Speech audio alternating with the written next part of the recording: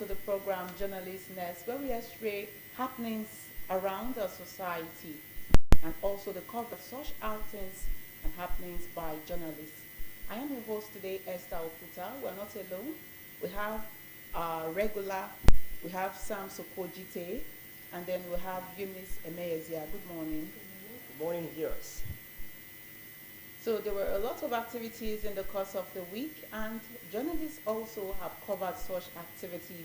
We have, first of all, the birthday of the governor of Delta State, the Right Honorable Sheriff Orowode Oborowori. His birthday was on the 19th, and so many encomiums have been poured on him. We have felicitations from different groups and different individuals, also portraying the fact that the governor is on the right track and his leadership mantra is top-notch. What do you have to say about the governor and his birthday and all his strides so far? Eunice, to start with you. Well, the governor has done quite a lot, we are wishing him a happy birthday. Deltans are actually happy with him because he has been a very focused and detribalized leader. Talking about being detribalized, look at the various projects that he has, embarked upon across the three senatorial districts. He's not just looking at maybe one particular, he's just going from one senatorial district to another. Every local government, everyone is just, So he's a very good one. He's a detribalized leader. He ensures that the development spreads around the various communities. So I wish him a happy birthday. He has done quite well, and we are expecting more from him, actually, based on his moral agenda. So, Sams, your wishes to the governor? Yes, his commitment to good governance and his fiscal discipline has been exemplary. And recently he won award from the Vanguard newspaper and the Arise TV news arm of these days in news media. So all these are testimony to his stride, his commitment to good governance in Delta State. I admire his those qualities in him, particularly his prompt payment of salary to civil servants. It has not been like that for the past years in Delta State. Civil servants are getting their salary 23rd, 24th. It's quite commendable. Not even the private sector can boast of that. So we commend his commitment to good governance and fiscal discipline in Delta State. Okay, we'll say our governor, the governor Sheriff Oborowori, is a born leader because he has led as the Speaker of the Delta State House of Assembly for 6 years and then also as governor 2 years running, and we are feeling his impact. We want to wish him a happy 62nd birth anniversary. We pray God guide him and God directs his path. Amen. So we'll now move on to our next story, our next report for the week. We had a report on the need to write a will.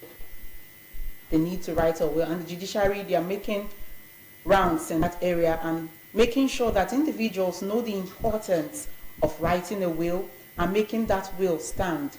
So we'll now go to the report by our reporter, Antonia Moa. Happy viewing. Declaring the training open, the Solicitor General and Permanent Secretary of the Ministry, Mr. Mamuzo Erebe. Yeah, people don't think about that. So they're like, oh no. But it's important that you write a will, especially for those that have properties. Not by poor man who tells you, which I get to know for you.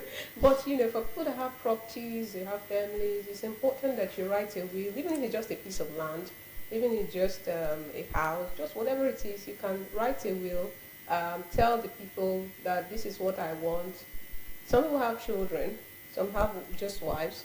This thing should be given to my wife. This thing should be given to my children. This thing should be given to my husband after my demise. And then when the person dies, there will not be issue of family dragging the inheritance and all of that. So these things can be settled amicably inside your will. So your will be expressed.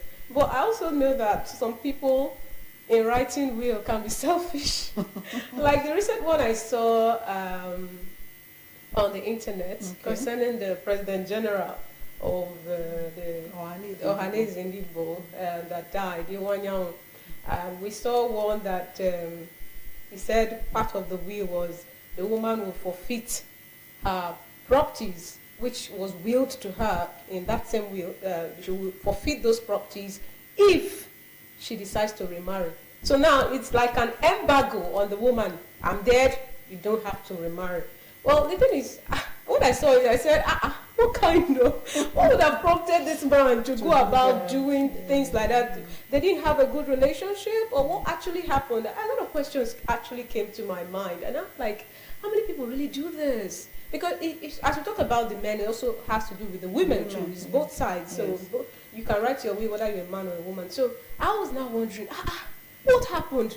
If the woman doing things that actually made him begin to lose trust, or why would he do a thing like that? Why would he include such a thing in the will? So I thought about a lot about that, and then I said, okay, if you look at from this perspective, like the 6-9 perspective, if you look at it from this perspective, he might be right. Look at it, he might be wrong. So it depends on the angle that you're looking at it. And probably he might have told the woman before he died, or maybe they have discussed it. You don't know, you never can tell. So in all, will is very important. It's expressing the desire of someone.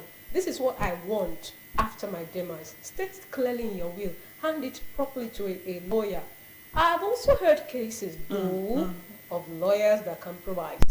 Okay, I've heard such things, but I do not know how the legal how it can be tackled legally. But I've heard of wills being tampered with by lawyers who were entrusted with the will. So I don't know. Will is just your desire. And does the government also have a role to play? I think so. To ensure that the judicial arm, they are doing their job well.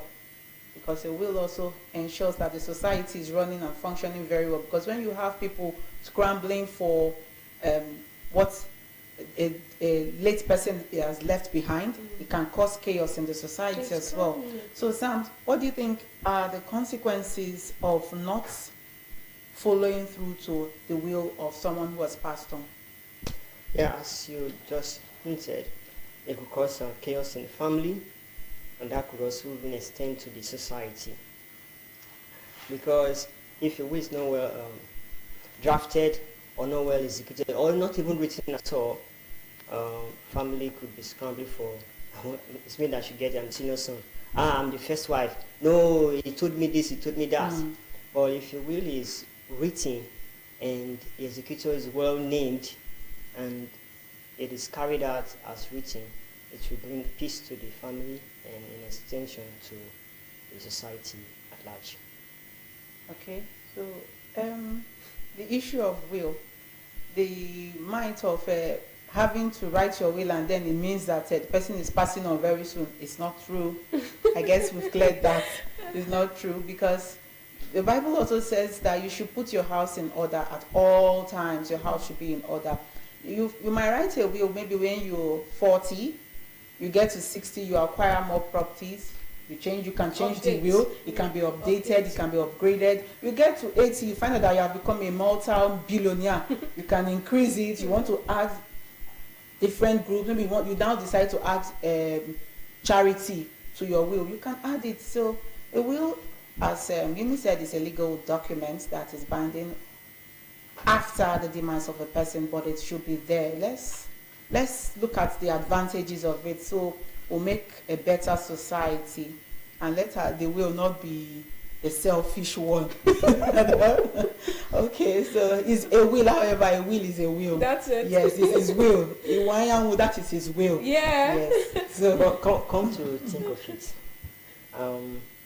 But normally, if we are to look at it realistically, if a spouse loses his or her mate, legally and scripturally, she's remarry. She's bound to remarry. Yes. Yeah. Death has put them apart. That's it. Because the vow is till death. To death do them part. So if you don't want to give somebody part of the property, just state it that this person will not get it. Restricting It's right, it's all right. That was what I was wondering. That calls for more orientation from the judiciary. Yes. About rewriting. Yes. We That need people- to create people can more be- awareness. Yeah, even though that can even cause chaos. That particular clause can cause chaos after one's death. Say, oh, this was your plan. If it was not even discussed before, even if it was discussed before, the family of the living spouse may rise up and think of evil against those who will take up the property. And my husband or my wife has suffered for you, and you are depriving him of this. So people should be oriented so that they can live a peaceful will, or a way that can create peace, Peace. not chaos. So that's my humble submission. Okay. We'll now move away from Will. We'll go to straight to the visit of the Governor Sheriff Oborevwori to China.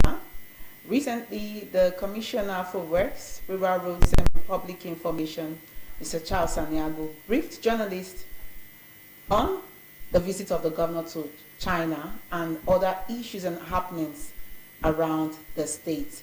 So we'll now take a look at that report from the briefing of Mr. Aniagwu to journalists.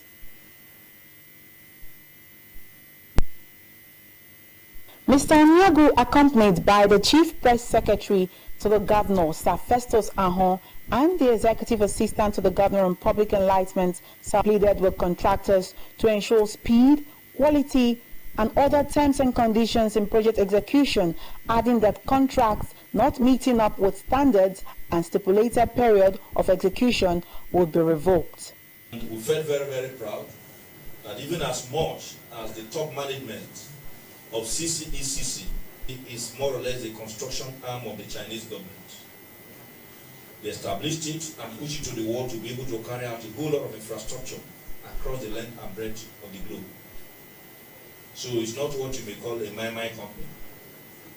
And for such a highly placed company to recognize also the efforts of our administration, it is something that we as Deltans should be proud of.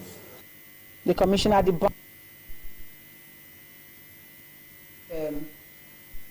infrastructure and exhibition of infrastructure equipment.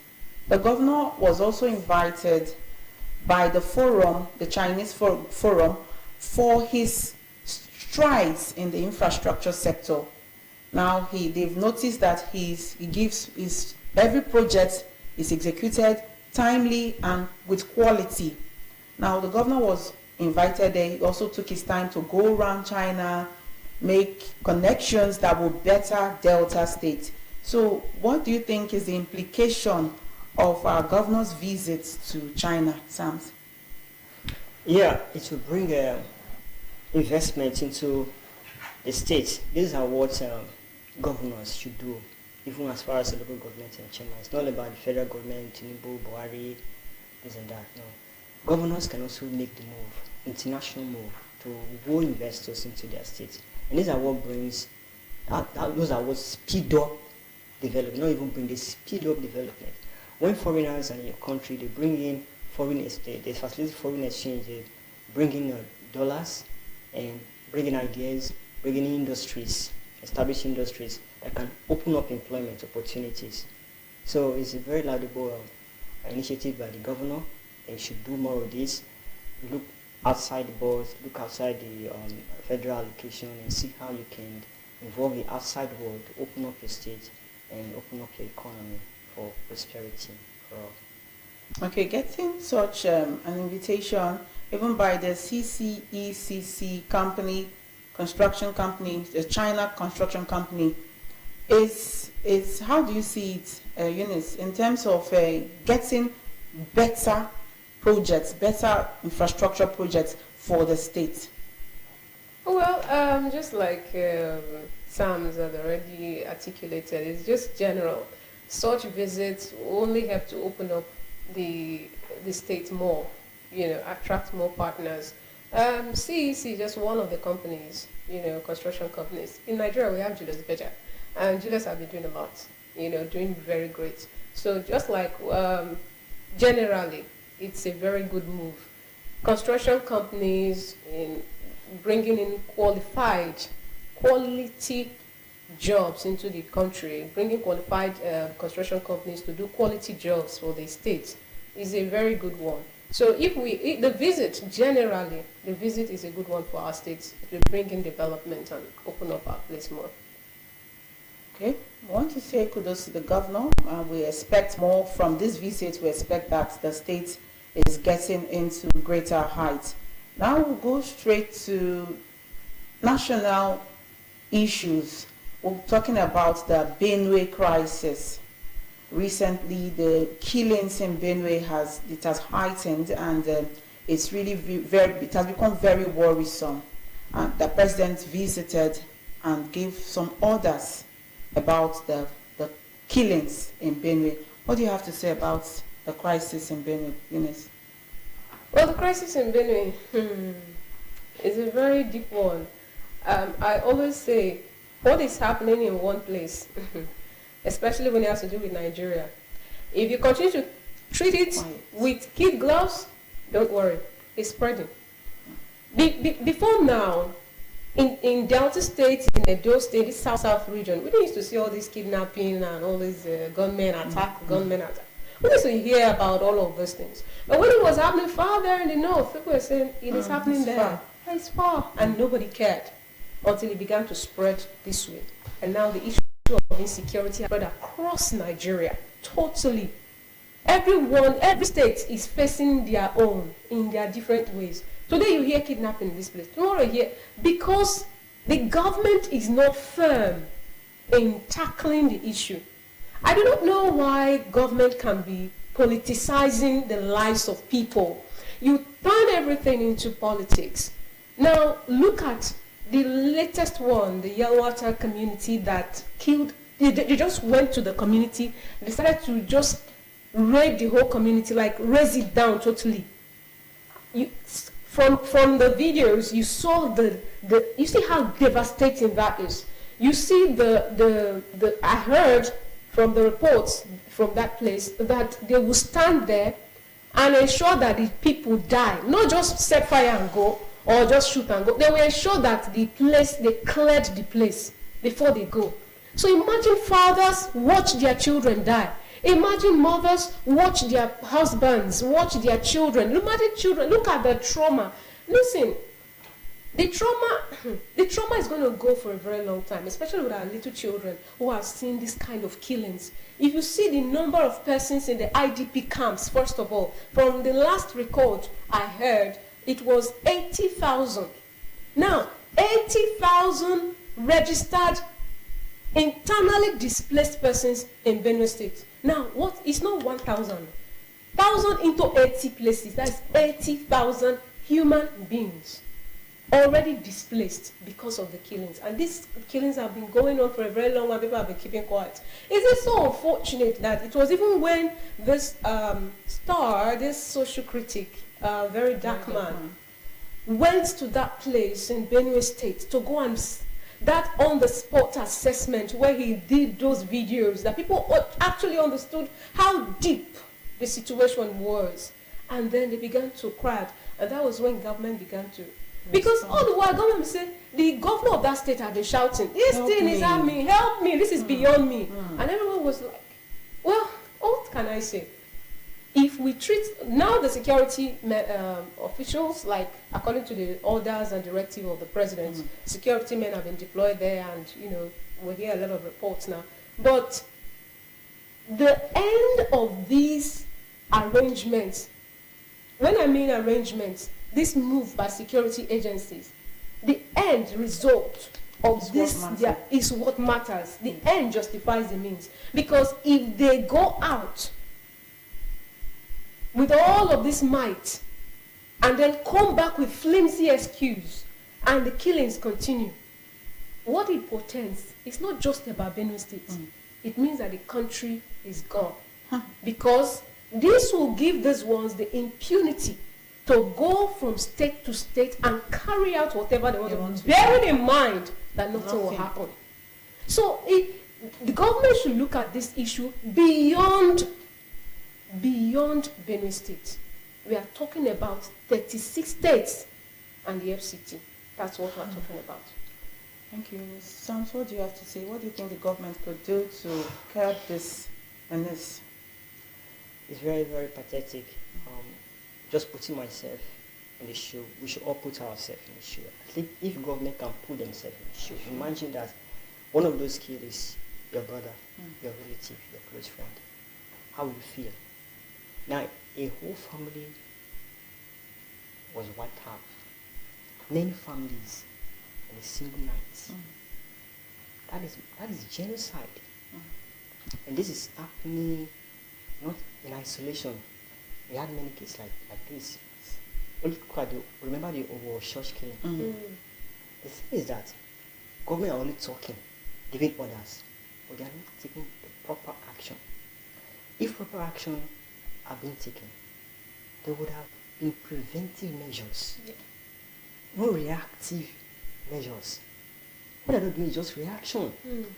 And they're politicizing the reaction. Look at the visit. People were, it's as if it was another carnival. It's ought to be a sober reflection. You don't even need to announce it that you're going to visit people who are bereaved.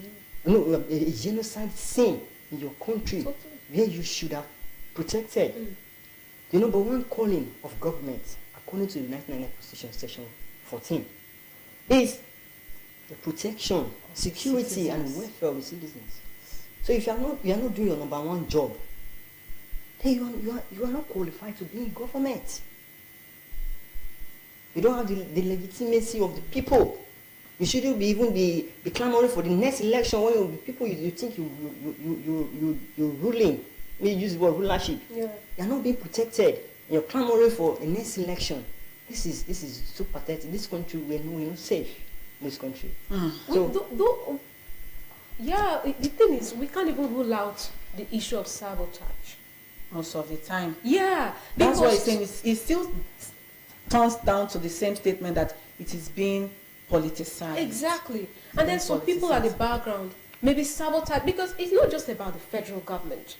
Now, when we are looking at it in a holistic way, looking at other states, the state governments might be trying to do this and then calling on this. Then what about the people around who are supposed to execute these orders?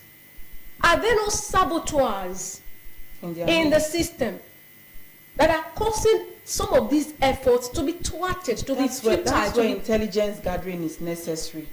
Should be able to nip this at the bud. Intelligence gathering is very necessary. We still call on the security agencies to be more proactive. And we need them to be more proactive. And now, look, if you cannot, your own house, you cannot secure it, you cannot protect it. What if there's an external force invade us? The world now is insecure. You have the Iran-Israel war, which we'll soon discuss. If, imagine Israel was not securing its internal crisis, securing, how would they be able to intercept those thousands of missiles? And Nigeria, a country with 45 army, will be able to fight terrorists, bandits. What if another country comes to invade you? What will you do? Now, talking about the Iran war, let's go now straight to the world scene. We'll just bring you a report from the world scene where we have the issue of the Iran-Israel war and some other scenes and happenings around the globe. Just take a view.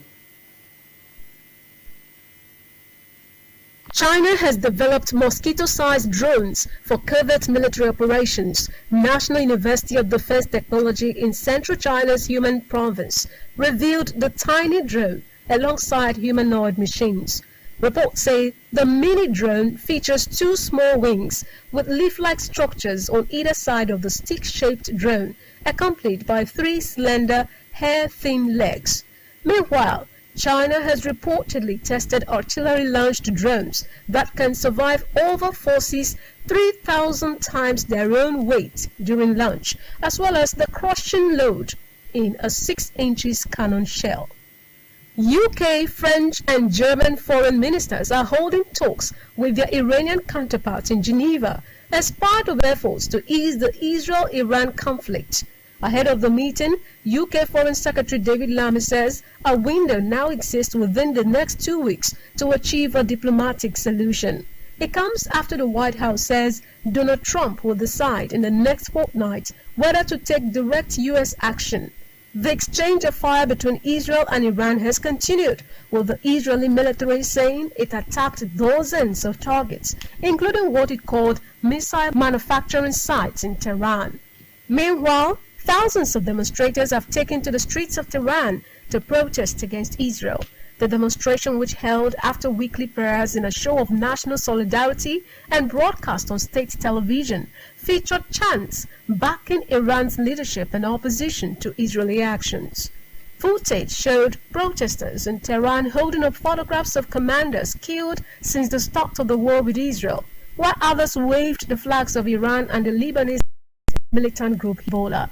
According to state television, protests took place in other cities around the country, including in Tabriz in northwestern Iran and Shiraz in the south.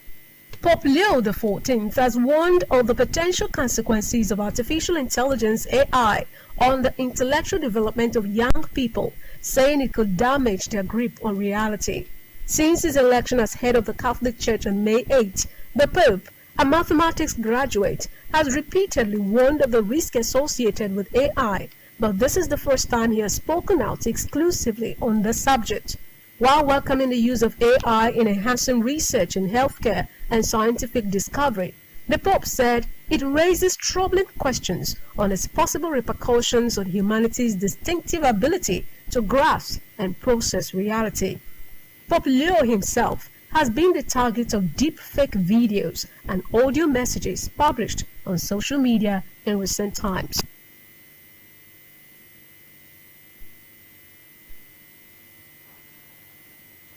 As the saying goes, you might know when a war will start, but you may not know when it ends.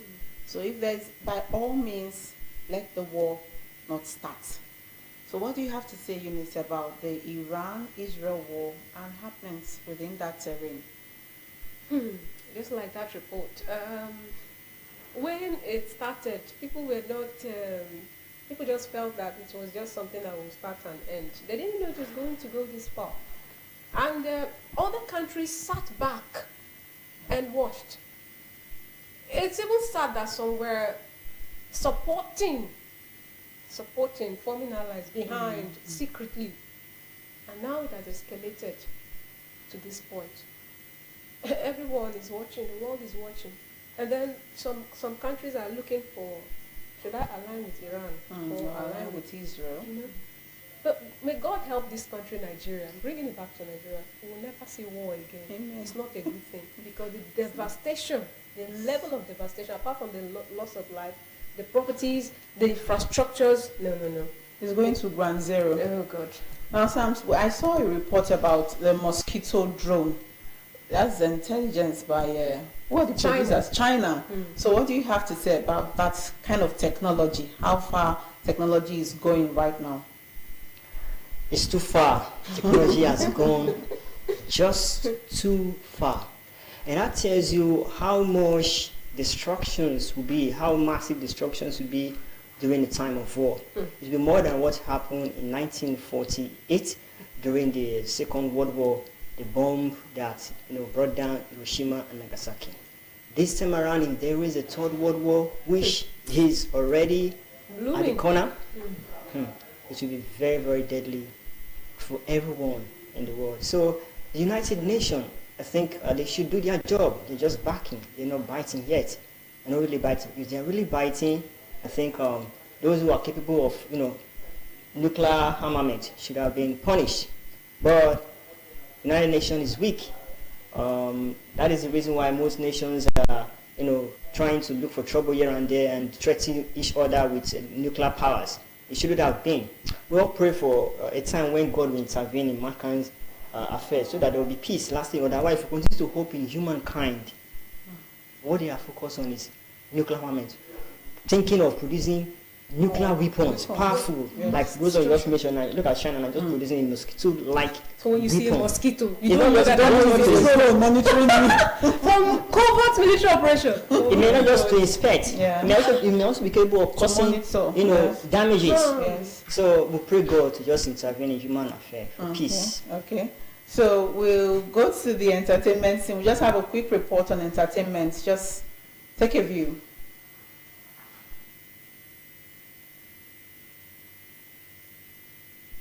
$1 million beach house star Sarah Burak has died after being struck in a hit-and-run crash in Hampton Bays, New York. The Netflix personality, aged 40, was discovered on the side of the road. Reports say after 911 was called, officers arrived to find her unconscious, with injuries consistent with being hit by a vehicle.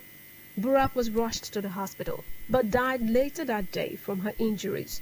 The deceased was previously a part of the high-end property firm Nest Seekers International, which was featured on Netflix's $1 Million Beach House in 2020. Social commentator and activist Very Dark Man has criticized billionaire heir Kiddwaya for requesting public donations to support victims of the recent attacks in Yelweta, Benue State. Kiddwaya has shared a post on X urging Nigerians to contribute funds for the affected community, sparking widespread backlash, which prompted him to take down the post. In his response, Very Dark Man, in a video posted on X, pointed out the irony of Kiddwaya's action, questioning the motives of someone known for flaunting his wealth, suddenly seeking financial assistance from ordinary citizens.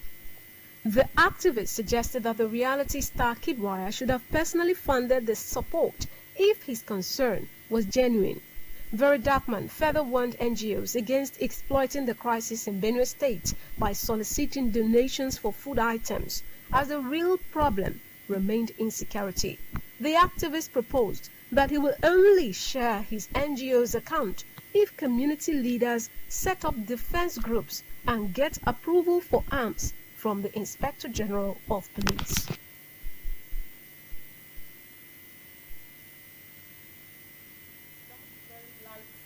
Slightly serious note, we end this program, this outing on Journalist Nest, this edition, from Eunice and Sams. Well, thank you so much for being part of our program today. Please stay peaceful, and if you see something, say something. Thank you. We'll be joining us next week. Thank you. Okay, it's going to be a nice outing next time like this. Do join us same time, same station for a fresh edition. Until then, it's bye from now. I am Esther Oputa. Good morning.